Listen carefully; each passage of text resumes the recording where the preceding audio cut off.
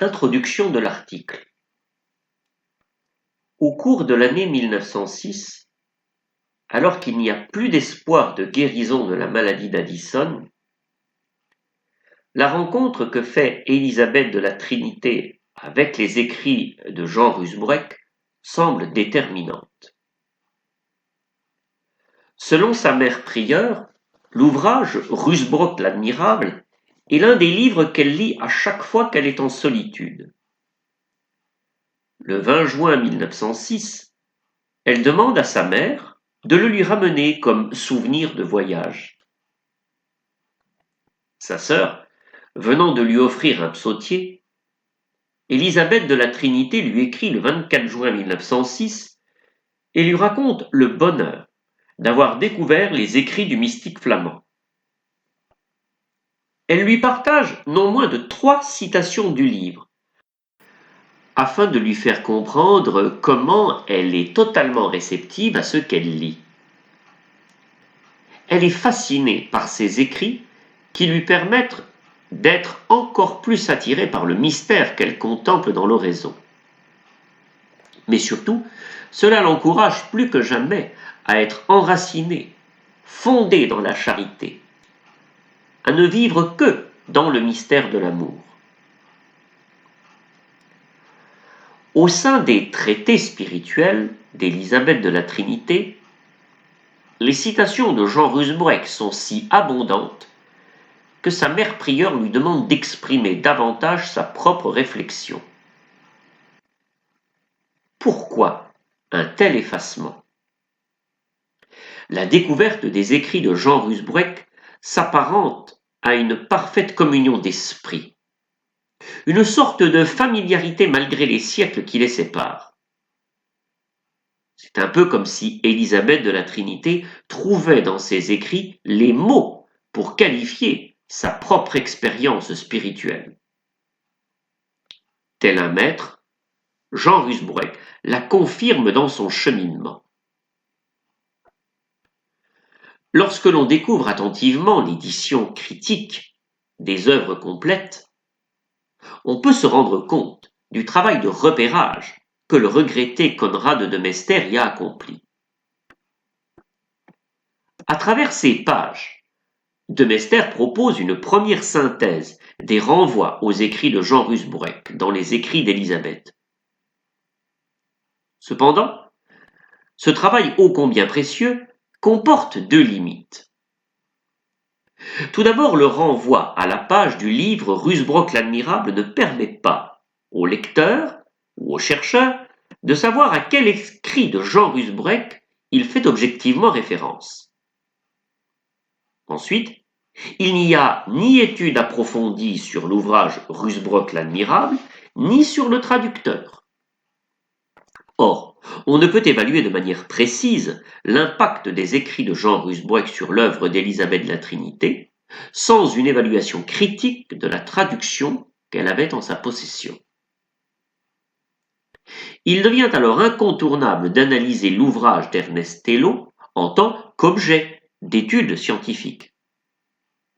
Nous proposerons d'abord un regard critique sur l'ouvrage pour mieux comprendre sa place et son originalité dans l'histoire des diffusions et des traductions des écrits de Jean Rusbroeck, puis nous passerons à une présentation approfondie, en particulier de son introduction.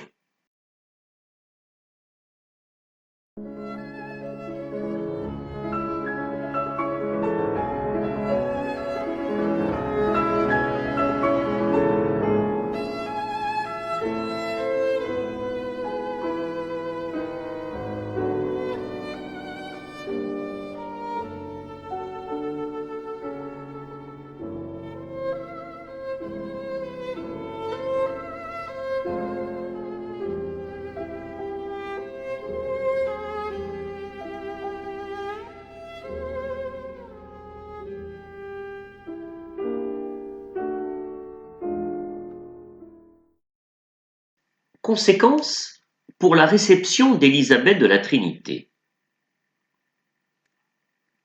Tout d'abord, étant donné que Jean Rusbroeck est un maître du silence, nous comprenons mieux pourquoi les Chartreux ont été fascinés par la figure de Jean Rusbroeck et comment ils sont devenus ses défenseurs et ses promoteurs à travers la branche latine.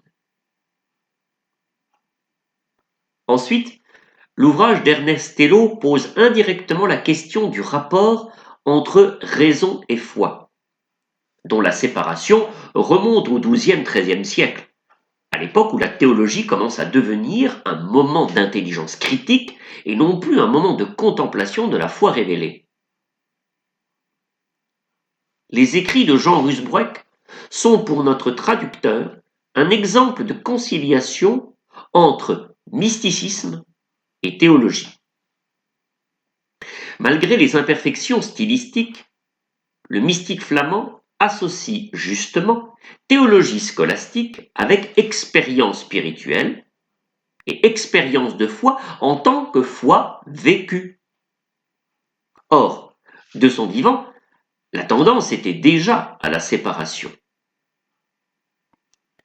Ernest Hello se positionne indirectement dans ce mouvement propre à la fin du XIXe siècle et que l'on nommera au siècle suivant le mouvement mystique. D'ailleurs, l'expression théologie spirituelle qui découlera de ce mouvement n'a de sens qu'en tant que réinvestissement d'un champ d'investigation que la théologie s'était bornée à restreindre au cours des siècles précédents. Il est vrai qu'il n'y a pas d'écrit qui nous confirme qu'Élisabeth de la Trinité ait lu cette introduction de 1869, intégralement rééditée en 1902. Mais son attachement pour ce livre laisse supposer que c'était le cas.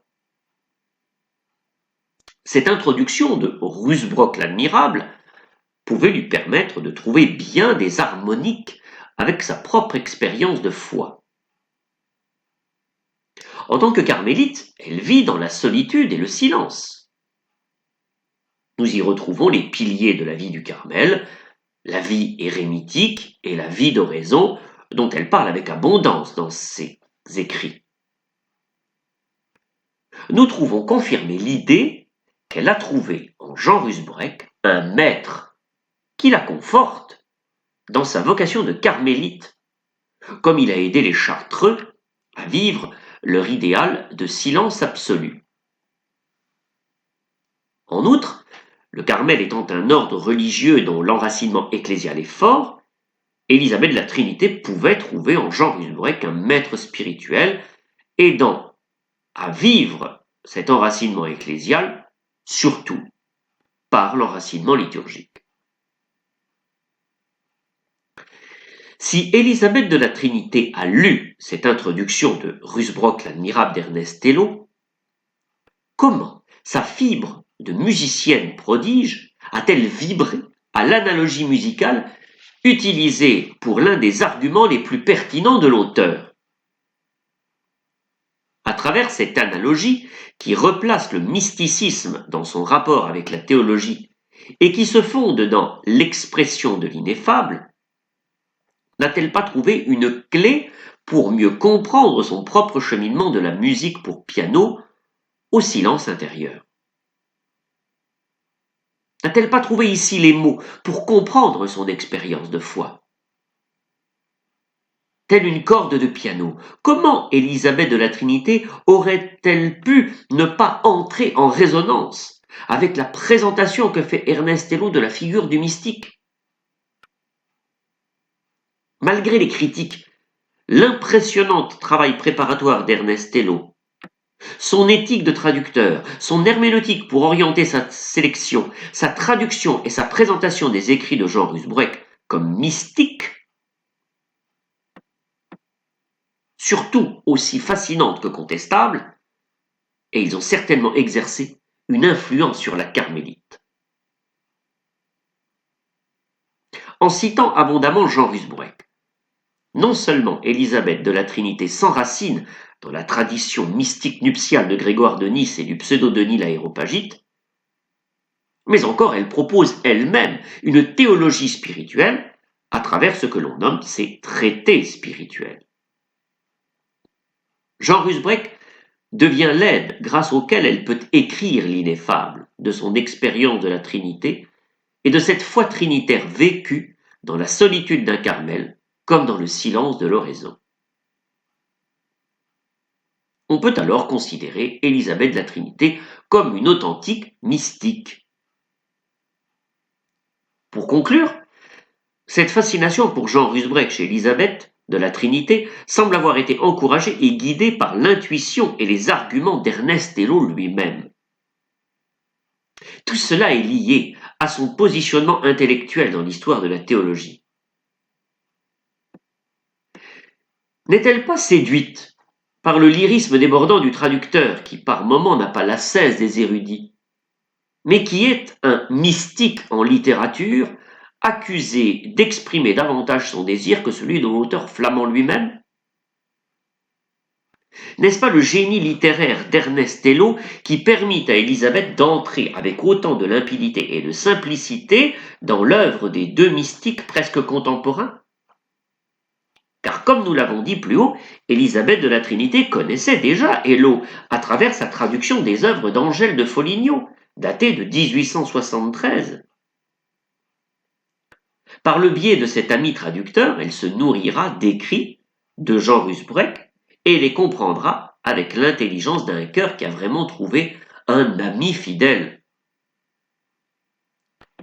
Élisabeth de la Trinité accueille les œuvres de Jean Rusbrecht avec une intelligence certaine et sûre, ce qui montre que le choix herméneutique de traduction d'Ernest Hello fonctionne, au grand malheur des plus scientifiques de nos traducteurs. Même si cela demeure contestable dans la méthode, l'approximation scientifique voulue, pensée et assumée d'une traduction qui se voulait acte de mystique en littérature, cela n'empêche pas d'y lire le parfait reflet de l'intelligence et le miroir de l'œuvre ainsi traduite.